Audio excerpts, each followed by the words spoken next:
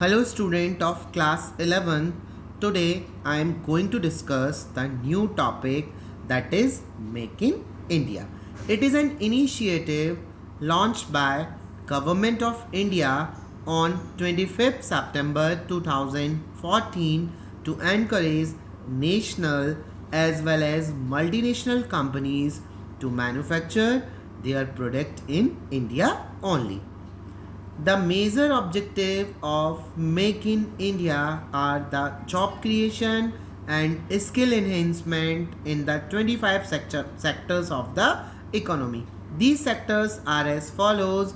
The number one is automobile, number two automobile component, number three is aviation, number four biotechnology, number five chemicals, number six construction, number seven defense manufacturing, number 8 electrical machinery, number 9 electronic system, number 10 food processing, number 11 information technology and business process management.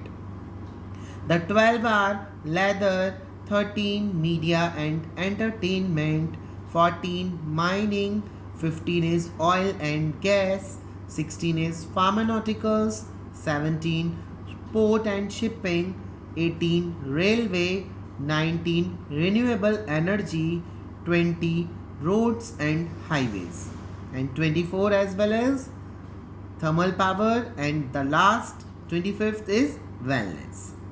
Make in India program हमारा एक शुरू बात थी जिसको launch government of India ने 25 सितंबर 2014 को किया था, जिसमें उनको मेन इनकरेज करना था नेशनल और मल्टीनेशनल कंपनी को कि वो अपने सारे प्रोडक्ट इंडिया में ही बनाएं इंडिया में। हम भले ही वर्ल्ड के किसी भी कोने में जाकर उन प्रोडक्ट को सेल करें, पर हमें उसे बनाना इंडिया में ही है।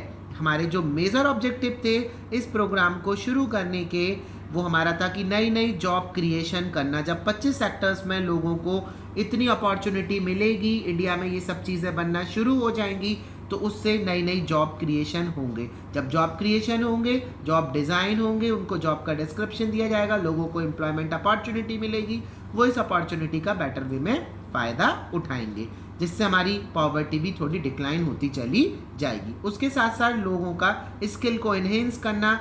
इन 25 सेक्टर्स हमारे जो थे वो मैं आपको पहले ही बता चुका हूँ हमारे कौन कौन से 25 सेक्टर्स थे, जिसमें ये मेक इन इंडिया प्रोग्राम जिनके साथ शुरू हुआ था कि अगर इन सब प्रोडक्ट को अगर आप इंडिया में बनाना शुरू करते हैं, इन चीज़ों पर अगर आप काम करना शुरू करते हैं इंडिया के अंदर, तो उससे हमें बहुत ज़्यादा एडवांटेज मिलेगा।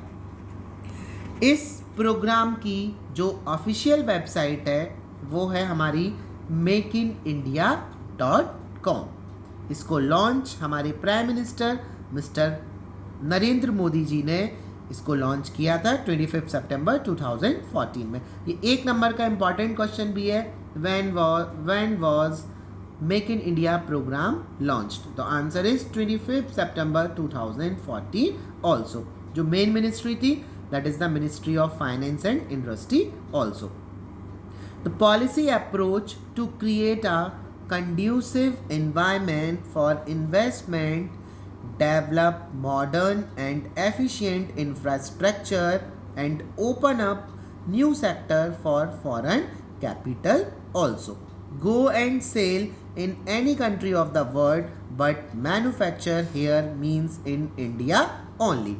ये जो पॉलिसी थी इसका मेन अप्रोच था एक ऐसा इन्वायरमेंट क्रिएट करना जिससे बेटर इन्वेस्टमेंट अपॉर्चुनिटी बढ़े, हमारा modern and efficient infrastructure develop होता चला जाए, जिससे फॉरेन कैपिटल इन नए नए सेक्टर में आना शुरू हो जाए।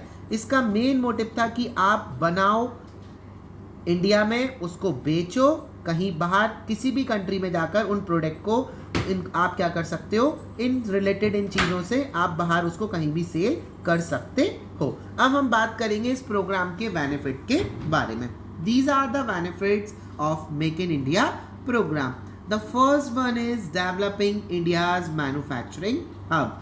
इंडिया को एक मैन्युफैक्चरिंग हब में डेवलप करना, सारी चीज़ें इंडिया में ही बनना शुरू हो जिससे हमें दूसरी कंट्री के ऊपर डिपेंडेंसी ना हो, दूसरी कंट्री भी आकर हमारी इंडिया में इन चीज़ों को बनाने में हमारी हेल्प करे, जिससे जितना एमएनसी आएंगी इंडिया में उतना ग्लोबलाइजेशन भी हमारा बेटर होता चला जाएगा, फॉरेन डायरेक्ट इन्वेस्टमेंट भी इंडिया में उतना बेटर होता चला जाएगा।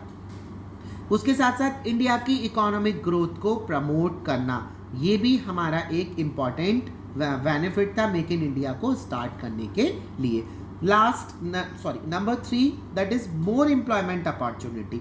इससे डिफरेंट सेक्टर में जब काम होगा तो हमारी एम्प्लॉयमेंट अपॉर्चुनिटी भी बढ़ती चली जाएंगी, जिससे अनएम्प्लॉयमेंट हमारा एम्प्लॉयमेंट में चेंज होता चला जाएगा। एटलीस्ट पीपल गेट एक standard of living to get things in a particular way.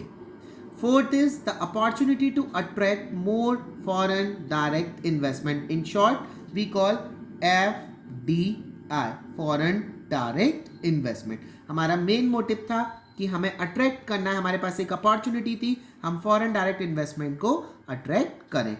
The last, promotion of defence investment in India. हमारा जो डिफेंस में इन्वेस्टमेंट है उसका प्रमोशन इंडिया में और बेटर होता चला जाए। Thank you very much.